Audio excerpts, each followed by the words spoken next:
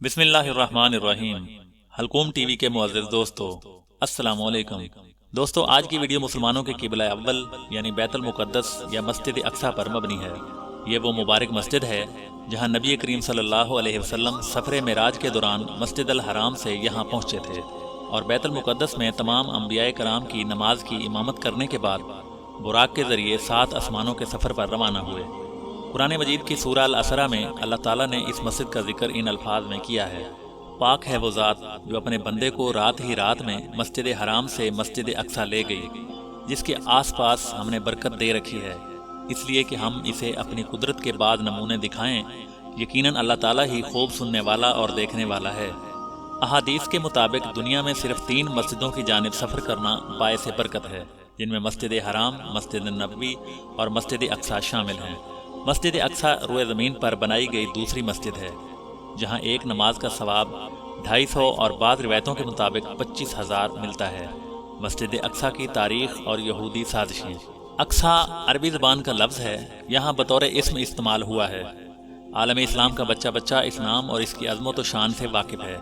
سن 10 نبوی میں 27ویں رجب شب دوشنبہ کو اللہ تعالیٰ کی جانب سے خاص اور منفرد سفر کی دعوت پر حضور اکرم صلی اللہ علیہ وسلم کو مسجد حرام مکہ مکرمہ سے لے جایا گیا۔ اس سفر کی پہلی منزل مسجد اقصی رہی، پھر 7 آسمانوں کی سیر، عالم برزخ کا مشاہدہ، عالم حشر کے سماع کا نظارہ کراتے ہوئے خالق کائنات سے بلا فصل ملاقات کا شرف حاصل ہوا۔ اس واقعہ یعنی معراج کی فوراً بلا تردد تصدیق پر نبی اکرم صلی اللہ علیہ وسلم کے یار غار خلیفہ اول حضرت سیدنا ابوبکر صدیق رضی اللہ تعالی عنہ کو صدیق کا لقب عطا ہوا۔ روئے زمین پر مسجد حرام خانہ کعبہ کے بعد یہ دوسری قدیم ترین مسجد ہے جہاں آج بھی الحمدللہ 5 وقتہ نماز باجماعت کے علاوہ جمعہ، عیدین اور تراویح، تہجد، اعتکاف اور درس و تدریس کا اہتمام ہے۔ اور مسجد نبوی کے بعد تیسرا مقدس ترین مقام ہے۔ فلسطین کی پاک سرزمین انبیاء کرام کا مسکن رہا ہے، اسی وجہ سے اسے سرزمین انبیاء بھی کہا جاتا ہے۔ اس کے چپے چپے پر انبیاء کرام علیہ السلام کے نشانات موجود ہیں۔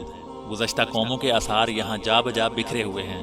اس خطے کے کھنڈرات، یہاں کی اجڑی ہوئی بستیاں، وادیاں، پہاڑ اور دریا، غرض ہر شے اپنے دامن میں ایک مکمل تاریخ چھپائے ہوئے ہے۔ اس ارض مقدس کا مشہور اور قدیم شہر بیت المقدس ہے۔ اس کو القدس بھی کہتے ہیں۔ اس شہر القدس میں ایک تاریخی عمارت ہے جو صدیوں سے مختلف قوموں کا قبلہ چلی آتی ہے، اور یہ مسجد اقصی اور حرم شریف کے ناموں سے بھی مشہور ہے۔ اور مسجد صخرہ، سنہری گنبد والی مسجد، بھی اسی شہر میں واقع ہے۔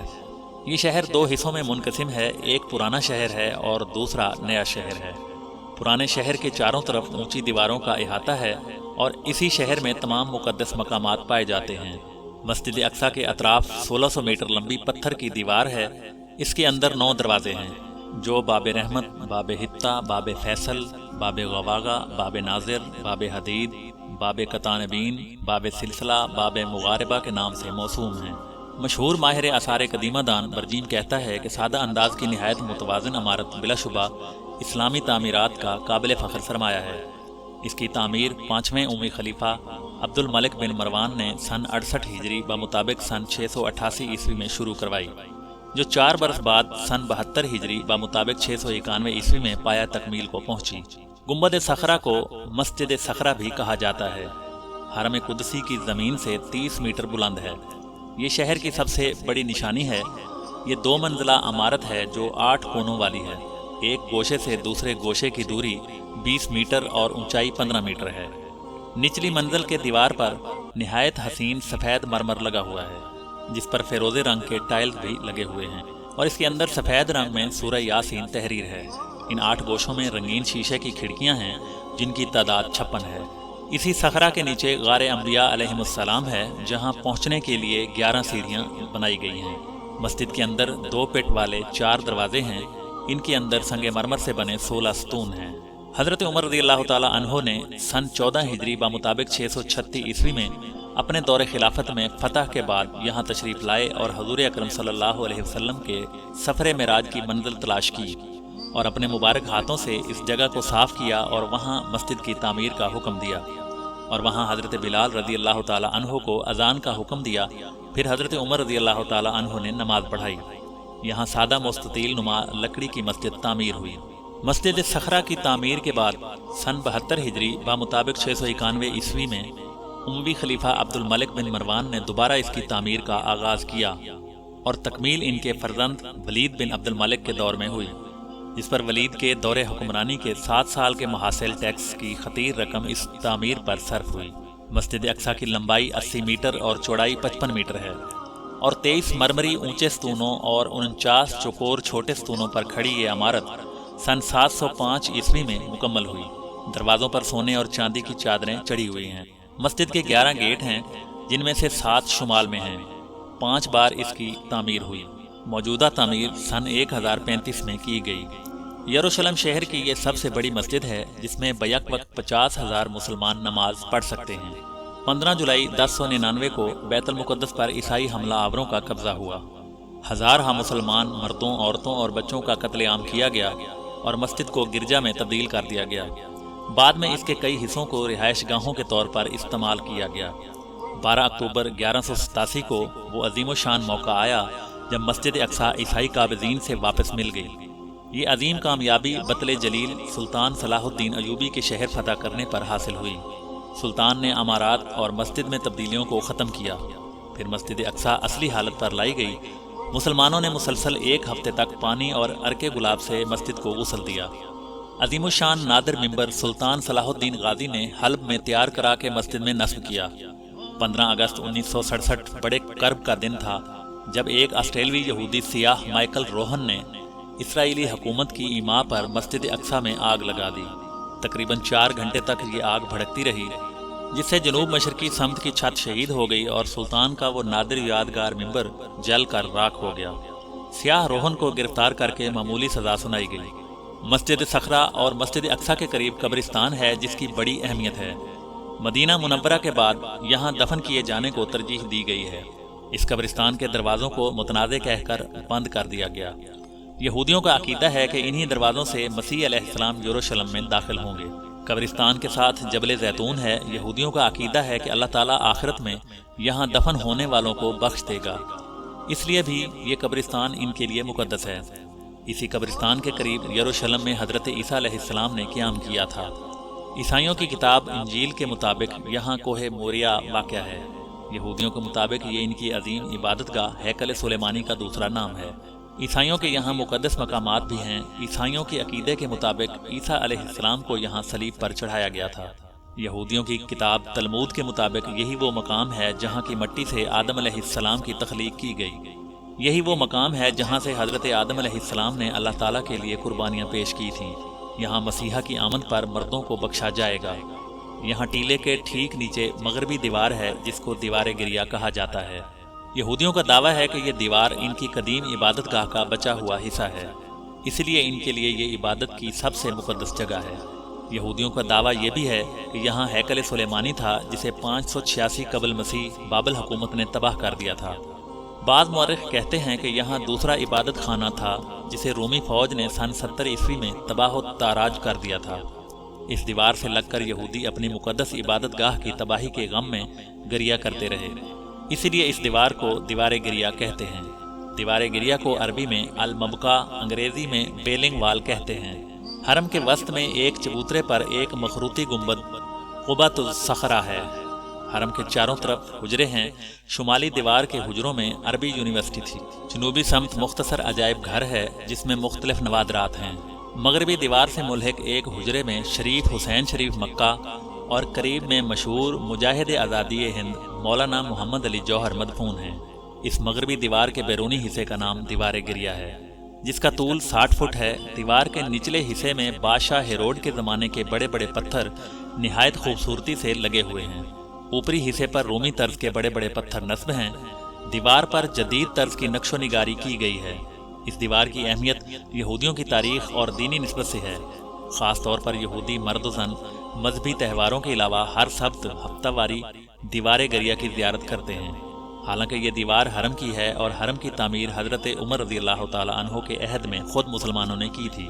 بنی اسرائیل کے جلیل القدر نبی حضرت موسیٰ علیہ السلام اپنی قوم کو لے کر برسوں صحرائے سینا میں پھرتے رہے۔ اس زمانے میں انہوں نے اپنی قوم کے لیے ایک خیمہ عبادت کے لیے نصب کیا تھا۔ یہ خیمہ 45 فٹ لمبا، 5 فٹ چوڑا اور 15 فٹ اونچا تھا۔ حضرت جالوت کے وقت یہ خیمہ ایسا ہی رہا۔ اس زمانے میں یہود اس کی طرف رخ کر کے عبادت کیا کرتے تھے، گویا یہ خیمہ ان کے لیے قبلہ تھا۔ 48 قبل مسیح میں حضرت داؤد علیہ السلام نے خیمہ عبادت کو شہر بیت المقدس میں کوہ صہیون میں ایک جگہ مستقل طور پر نصب کروا دیا، اسی لیے اس جگہ کا نام بیت ایل یعنی اللہ کا گھر کا نام رکھا گیا۔ یہاں اللہ تعالیٰ حضرت داؤد علیہ السلام سے ہم کلام ہوئے تھے۔ 988 قبل مسیح طوفان نوح کے 1048 سال بعد حضرت داؤد علیہ السلام کے بیٹے حضرت سلیمان علیہ السلام نے اس خیمہ عبادت کی جگہ ہیکل کی مستقل عمارت بنوائی۔ ہیکل کی عمارت 20 سال میں مکمل ہوئی۔ تورات کے بیان کے مطابق اس کام پر 70,000 بار بردار، 80,000 سنگ تراش اور 3,600 نگران کار مقرر کیے گئے تھے۔ اس کا حوالہ کتاب تواریخ سے لیا گیا ہے۔ حضرت سلیمان علیہ السلام کے ہیکل کا طول 60 ہاتھ، عرض 20 ہاتھ اور بلندی 20 ہاتھ تھی، جس کا حوالہ تورات مقدس 2 تواریخ میں درج ہے۔ اس کے بعد حرم پہ کیا گزری، یہ حضرت سلیمان علیہ السلام کے 415 سال بعد 500 سال قبل مسیح کا واقعہ ہے۔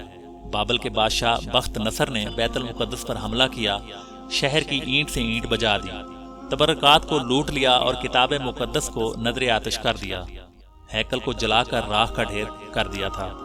بخت نصر کے حملے کے بعد موسیٰ علیہ السلام کی یادگار، داؤد علیہ السلام کی نشانی، حضرت سلیمان علیہ السلام کی تعمیر کردہ عمارت صفحہ ہستی سے یکسر نابود ہو گئی۔ 70 سال بعد خسرو ذوالقرنین شاہ ایران بابل پر فتح یاب ہوا۔ اس کی فتح مندی سے یہودیوں کو آزادی نصیب ہوئی اور ہیکل کی عمارت از سر نو تعمیر ہوئی۔ 98 سال بعد 168 قبل مسیح ایک بار پھر اس گھر پر تباہی چھا گئی۔ انطاکیہ کے یونانی بادشاہ اینوٹینس نے شہر پر قبضہ کر لیا اور ہیکل کو بت کدے میں تبدیل کر دیا۔ اس وقت کتاب مقدس کا واحد نسخہ بھی نذر آتش ہو گیا۔ اب یہودی لاوارث دین اور دنیا دونوں سے محروم ہو گئے۔ حضرت عیسیٰ علیہ السلام دنیا میں تشریف لائے، بیت المقدس سے 4 میل کے فاصلے پر قصبہ ناصریہ میں پیدائش ہوئی، شہر اور اطراف کے علاقے کو اپنی تبلیغ کا مرکز بنایا۔ یوں یہاں دوبارہ رونق آئی۔ یہ خوش آئند بات بھی بہت جلد ختم ہو گئی۔ سن 70 عیسوی میں رومی سپہ سالار تیتوس نے بیت المقدس پر ایک شدید حملہ کر کے ہیکل کو مسمار کر دیا اور قتل عام کروایا۔ زندہ رہ جانے والوں کو جلا وطن کر دیا اور شہر کے ایک کونے سے دوسرے کونے میں ہل چلا دیا۔ 3 صدی بعد حالات بدلے۔ 312 عیسوی میں شہنشاہ روم قسطنطین اعظم نے عیسائی مذہب قبول کیا۔ اس سے بنی اسرائیل کو کچھ قوت ملی، لیکن یہ دور بھی تادیر قائم نہ رہا۔ 300 سال بعد رومت الکبریٰ کی سطوت پھر پارا پارا ہو گئی۔ ارض مقدس پر شہنشاہ ایران کا قبضہ ہو گیا۔ 7ویں صدی عیسوی میں ظہور الاسلام ہوا۔ حضرت عمر رضی اللہ تعالی عنہ کے دور خلافت سن 14 ہجری 636 عیسوی میں جنگ کے بغیر بیت المقدس مسلمانوں کے قبضہ میں آ گیا۔ بیت المقدس بطور حرم ایک بار پھر اسلامی دور میں آیا۔ ہجرت کے 15ویں سال ہیکل کی آخری تباہی کے 569 سال بعد سن 636 عیسوی میں دنیا کے بے مثال فتح کے ذریعے مسلمانوں کے قبضے میں آیا۔ اسقف اعظم سکرونیس نے شہر کی چابیاں خود امیر المومنین کو پیش کیں، اور جب نماز کا وقت آیا تو حضرت عمر رضی اللہ تعالی عنہ نے نماز ادا کرنے کے لیے جگہ دریافت کی۔ پادریوں نے ہیکل کی اجڑی ہوئی جگہ کا نشان بتایا، جہاں کھنڈر کے سوا کچھ نہ تھا۔ حضرت عمر رضی اللہ تعالی عنہ نے وہاں نماز ادا کی۔ اسی جگہ حرم کے 1500 فٹ لمبے اور 1000 فٹ چوڑے احاطے کا سنگ بنیاد رکھا گیا۔ اس کے اندر زیتون اور سرو کے درخت لگائے گئے، ایک حصے پر چھت ڈالی گئی۔ یہ جگہ نماز کے لیے مخصوص ہو گئی۔ یہ مسجد سیدنا عمر رضی اللہ تعالی عنہ کہلائی۔ 1350 سال سے مسجد عمر حرم اور اس کی تمام متعلقہ عمارات مسلمانوں کے قبضے میں چلی آ رہی ہیں۔ جس زمانے میں فلسطین پر برطانیہ کا قبضہ اور اقتدار قائم ہوا تھا، اس وقت یہودیوں نے اس دیوار پر اپنا حق ملکیت قائم کرنے کی کوشش کی، حالانکہ یہ دیوار حرم کی ہے۔ سن 1929 میں یہودیوں نے اقوام متحدہ میں دیوار گریا پر اپنی ملکیت کا دعویٰ کیا۔ عالمی ادارے نے ایک کمیشن قائم کیا۔ فریقین نے کمیشن کے سامنے اپنے دلائل اور شواہد پیش کیے، جس نے مکمل چھان بین کے بعد یہ فیصلہ کیا کہ قانونی اور تاریخی اعتبار سے دیوار گریا حرم کا ایک حصہ ہے، جس پر مسلمانوں کا قبضہ ہے اور ان کے مالکانہ حقوق بالکل درست ہیں۔ یہودیوں کو صرف اس قدر حق ہے کہ وہ اس کی زیارت کے لیے یہاں آ سکتے ہیں۔ لیکن بعد میں برطانیہ اور مغربی اقوام کی سازش سے فلسطین میں یہ المناک صورت پیدا ہوئی کہ 14-15 جولائی 1948 کی درمیانی رات اسرائیل کے قیام کا اعلان کیا گیا۔ اور شہر بیت المقدس کے کچھ حصے پر یہود کی اس نام نہاد حکومت کو قبضہ دے دیا گیا۔ یہ دنیا کی تاریخ کی سب سے بڑی سازش ہے اور ایسی سازشوں کا سلسلہ مسلم امت کے خلاف جاری ہے۔ اللہ تعالیٰ امت مسلمہ کی حفاظت فرمائے، آمین۔ یہود کی تمام شرارتوں اور سازشوں کے باوجود انتہائی رواداری کے جھوٹے ثبوت دیے جاتے رہے، حتیٰ کہ سن 1948 کی جنگ کے دوران بھی دیوار گریہ کی زیارت کے لیے زائرین کی خاطر عارضی جنگ بندی اور مکمل حفاظتی پہرے کے ساتھ یہود کے لیے وہاں زیارت و عبادات کے انتظامات کیے گئے۔ ہزاروں برس تک یہودی اللہ تعالیٰ کے قہر و غضب کا نشانہ بنتے رہے۔ ہر قوم انہیں ٹھوکریں مارتی رہی، جس ملک میں رہنے گئے وہاں سے ذلیل و خوار کر کے نکالے گئے، پھر بھی مسلمان رواداری کا ثبوت دیتے رہے۔ مسلمان باوجود اقتدار کے دیوار گریہ کی زیارت کی اجازت دیتے رہے، لیکن مارچ 1983 میں ایک دن اچانک چند سار پھرے دہشت گرد یہودیوں نے حرم شریف یعنی بیت المقدس پر زبردستی قبضے کی کوشش کی، تاہم بفضل تعالیٰ یہود اس ناپاک سازش میں ناکام رہے۔ ان کی ہمیشہ یہ کوشش رہتی ہے کہ حرم شریف کو نیست و نابود کر کے دیوار گریہ اور ہیکل سلیمانی کا احیاء کیا جائے۔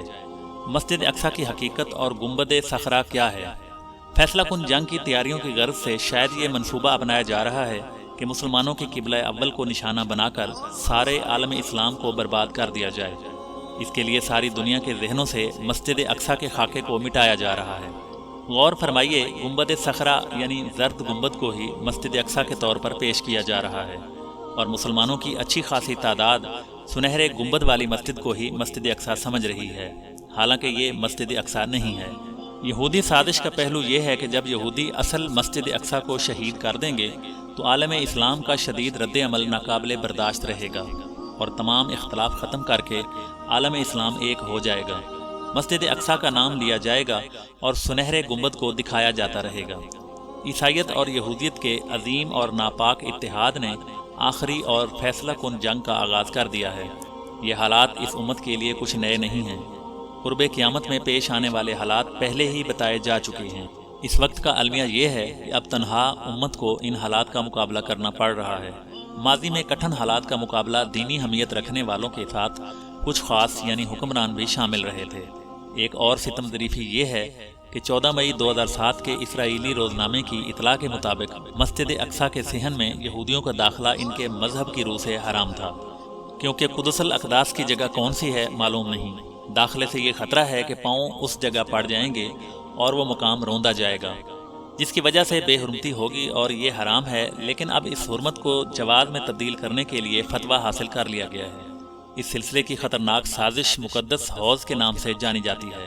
اس منصوبے کے تحت نام نہاد مذہبی مقدس مقامات قدیم شہر وادی قدرون اور جبل زیتون کے علاقے میں 22.5 کلومیٹر کے رقبے میں یہودی رنگ چڑھایا جائے اور اسلامی آثار مٹائے جائیں۔ قرآن مجید میں تو یہ اعلان بھی ہے کہ بیت المقدس برکت کی جگہ ہے، جس کا ذکر سورہ اعراف، سورہ اسراء، سورہ انبیاء، سورہ سبا میں ہوا ہے۔ اسرائیل یہاں جم کر بیٹھا ہوا ہے اور عیسائی حفاظت کر رہے ہیں، سارے کفار تماشا دیکھ رہے ہیں۔ عالم اسلام کے انتشار کا شکار ہونے کے باوجود فلسطینی آج بھی نہتے مزاحمت کر رہے ہیں اور اسرائیلی درندگی کا ڈٹ کر سامنا کر رہے ہیں۔ ایسی صورتحال میں ہماری ذمہ داری ہے کہ ہم معصوم و مظلوم فلسطینیوں کی کھل کر تائید کریں اور انہیں ان کا حق دلائیں۔ ساتھ ہی انسانیت کا مظاہرہ کرتے ہوئے ہمیں انہیں دوا اور غذا سمیت ہر ممکن مدد بھی فراہم کرنی چاہیے۔ دوستو، یہ تھی بیت المقدس کی تاریخ۔ ویڈیو کا اختتام اس دعا سے کرتے ہیں کہ اللہ پاک بیت المقدس اور فلسطین کے مسلمانوں کی حفاظت فرمائے اور تمام امت مسلمہ کو کفار کے مقابلے میں فتح یابی نصیب فرمائے، آمین ثم آمین۔ امید ہے آپ کو یہ ویڈیو ضرور پسند آئی ہوگی۔ اگر آپ کو یہ ویڈیو پسند آئی ہو تو ویڈیو کو لائک اور شیئر کر کے بیت المقدس سے اپنی محبت کا ثبوت دیجیے، اور اگر آپ چینل پر نئے ہیں تو اپنے اس چینل حلقوم ٹی وی کو سبسکرائب کرنا نہ بھولیے گا۔